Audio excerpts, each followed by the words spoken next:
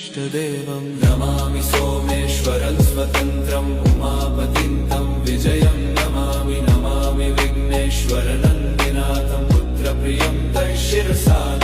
नमामि देवं भवदुःखशोकविनाशनं चन्द्रधरं नमामि नमामि गङ्गाधरमीशमीड्यमुमाधगं देववरं नमामि नमाम्यजादिशपुरन्दरादिसुरासुरैरचितपादपद्मं नमामि देवी मुखवादनानैक्षार्थमक्षित्रितयं यैष पञ्चामृतैर्गन्धसुधूपदीपैर्विचित्रपुष्पैर्विधैश्च मन्त्रैः